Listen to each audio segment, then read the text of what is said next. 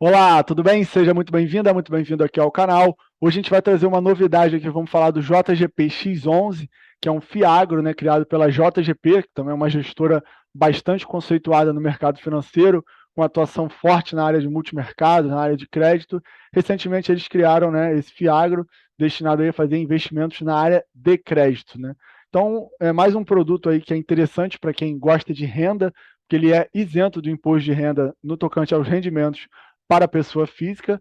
Já quanto ao ganho de capital, o imposto é de 20%, assim como os fundos imobiliários.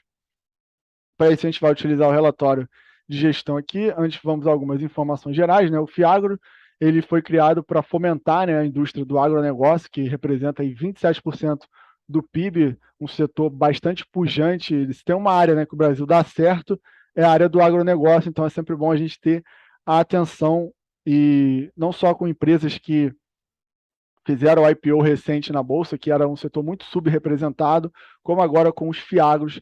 É interessante que a gente, né, tome nota e fique atento aí a esses movimentos. Então vamos lá, gente. O ticker na Bolsa, né, para quem não conhece, é JGPX11. É um fundo fechado, lógico, né? Então, assim como os fundos imobiliários, você não pode pedir o resgate, você vai ter que vender sua cota em bolsa, né? A gestora JGP, como eu já falei, a administrador Banco da Ecoval, a taxa de administração 0,18, taxa de gestão 1, né? Então, somando aqui vai dar 1,18 de taxa de gestão e administração ao ano. O fundo possui uma taxa de performance de 20% sobre o QCD ao CDI mais 2% ao ano, tá? Então aqui está o fechamento do fundo, ele está 97,7% investido em títulos de crédito do agronegócio, né, do PL. O fundo ele tem essa característica, né, de ser bastante, a gestão, na verdade, tem essa característica de ser bastante ativa. Só esse mês ele renovou 35% da carteira, né, de julho. Ele não tem exposição nenhuma direta a ativos emitidos por produtores pessoa física, que é uma característica também desse setor. O número de cotistas bateu 3.223, cresceu aí 2% mês a mês, que é bom a gente acompanhar esse crescimento. Como eu já falei em outros vídeos aqui em relação aos fundos de infra, né? Como são fundos novos, mercados novos que estão iniciando, é interessante expandir essa base de cotistas, que isso no fim do dia vai representar uma maior liquidez para o fundo, né? Então ele conseguiu diminuir ainda a duration aí em 0,20 ao ano, aumentou o spread da carteira em 44 basis points em relação ao mês passado, e teve um rendimento equivalente aí tributável, né, de 147% do CDI ao ano. O fundo distribuiu 98 centavos por cota, que equivale a um dividend yield aí de 1% ao mês. A gente vai ver, teve até um decréscimo, tá? Esse mês foi um pouco atípico, o fundo vinha distribuindo mais, e a gente vai entender por quê. Já já, aqui está o demonstrativo de resultados, né? Como eu havia falado, ele é um fundo basicamente de crédito, que investe em créditos ligados ao agronegócio, né? CRA, FDICs, debentures.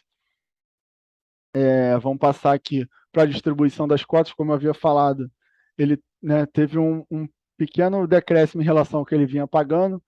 O último mês pagou 1,15, o outro tinha pagado 1,25, estava com dividend yield de 1,17, 1,27, 1,25. Esse mês reduziu para 1. Ao lado aqui, o gestor coloca o que seria equivalente à remuneração, né, ao yield, se o yield fosse tributável, considerando uma alíquota de 15%. E aqui um dado muito interessante, né, porque diferentemente do que tem acontecido com os FIIs de tijolo, né, os fundos imobiliários de logística, de shopping, de corporativo, que estão negociando a um belo desconto em relação à cota patrimonial, e o fundo de infra também, aqui no Fiagro, né, ele está negociando com um prêmio em relação à cota patrimonial. A cota patrimonial está em 95,59 e o fundo fechou, pelo menos em julho, a 98,41. Então, esse prêmio tem sido, né, não é um prêmio tão grande, mas tem sido relativamente comum nos Fiagros. Vamos ver se isso vai se sustentar. O fundo ainda negocia com um volume relativamente pequeno, né? Por isso é importante o acompanhamento do número de cotistas. E aqui a gente chega na carteira de crédito, né? Afinal, quais os ativos que esse fundo possui? Aqui ele dá a lista toda bem detalhada, né? O spread, vencimento, duration, o percentual em relação ao patrimônio líquido do fundo, se tem escala de rating ou não tem. E a gente vê aqui, né, os mais famosos aqui, né, o CRA da Minerva, que é a empresa da BIF3, do frigorífico, com ações na bolsa também. Recentemente também eles adicionaram o ativo da Armac, o outro CRA, que a empresa também tem ações na bolsa, né? E de resto aqui, se você, assim como eu, tem uma vivência mais urbana, você provavelmente não vai conhecer muito bem o nome dessas outras empresas que eles estão investindo, né? Mas lá embaixo ele tem a oportunidade de explicar cada uma delas. Então aqui a gente vai entender um pouco o que aconteceu na carteira desse fundo, né? Como eu já havia falado, teve 5 operações, né, de venda e 5 de compra, gerando 35% de giro da carteira em um único mês, né, que denota aí bastante atividade da gestão. Aqui ele traz a lista dos que foram vendidos, em verde aqui dos que foram comprados. E aqui ele explica, né, que teve uma incidência tributária em relação aos FDICs vendidos, teve um impacto não recorrente de 0,15 por cota, né?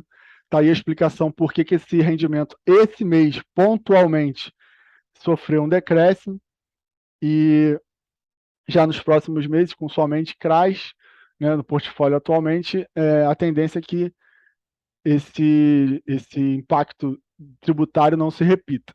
E, adicionalmente, o fundo também teve um impacto negativo da deflação, né, que foi a grande novidade aí do mês, de 0,03 por cota. O fundo ele tem somente um ativo atrelado ao IPCA, né, a gente vai ver que o gestor ele deu uma rotacionada na carteira, talvez já antevendo aí uma queda nas commodities e a intervenção do governo na parte tributária, que vai provocar essa deflação talvez aí de 1 a 2 meses, que pode impactar os fundos de crédito, né? A gente vê também a outra característica de gestão bastante ativa, é que desde o início do fundo já houve um giro de mais de 80% do portfólio, né? Apenas 2 posições iniciais que ainda estão presentes na carteira do fundo. Eles zeraram todas as posições em FDICs, como a gente viu, teve esse impacto aí de 15 centavos, já chegou a representar 33% da carteira, hoje é zero, e reduziu a exposição de IPCA, né, o índice atrelado ao IPCA, de 28% para apenas 9% do PL do fundo, e aumentando o spread médio em 30 basis points. Então você vê que a gestão tem sido bastante ativa, eles se precaveram contra esse impacto de inflação e abandonaram aí as posições que tinham em FDIC, tá? Então era mais ou menos isso que eu queria passar. Aqui, por fim, chegando já aos finalmente, a gente tem detalhadamente todos os ativos que o fundo possui. Então, se você é como eu, né, tem uma vivência mais urbana, você provavelmente não conhece quase nenhuma dessas empresas que o fundo investe, né, diferente dos CRIs, que bem ou mal a gente, né, conhece ali, às vezes CRI de shopping, CRI de um prédio, ou incorporadora que a gente tem a oportunidade de ver, né, o prédio subindo, então é mais palatável. No caso dos certificados de recebíveis do agronegócio, é mais difícil a gente ter essa dimensão, esse conhecimento, né, extra financeiro aí de realmente o que as empresas fazem. Então, a título aqui de curiosidade, a gente não vai passar por todos eles, mas vamos escolher aqui um ao acaso, por exemplo, ativos semente. Aí você clica aqui e o fundo traz aqui o que o ativo quer dizer, né? Esse CRA aqui, ACP, uma produtora de cana-de-açúcar, com polos produtivos em São Paulo, Mato Grosso do Sul e Goiás. Recentemente, a companhia passou a cultivar soja e milho, com rotação nas áreas de cana e um novo polo em Tocantins. Aí dá algumas características aqui do negócio, traz alguns resultados financeiros de comparação aqui 2020 e 2021, né? Você vê que a receita aumentou, EBITDA aumentou, manteve margem, dívida bruta também aumentou, caixa aumentou um pouquinho, e a dívida líquida também aumentou, a alavancagem aumentou ficando em 1,8, então nada demais, a princípio, né? Mas é isso, existem vários aqui que você pode olhar, ó, o semente, né, que está na mesma página, a gente acabou olhando o outro.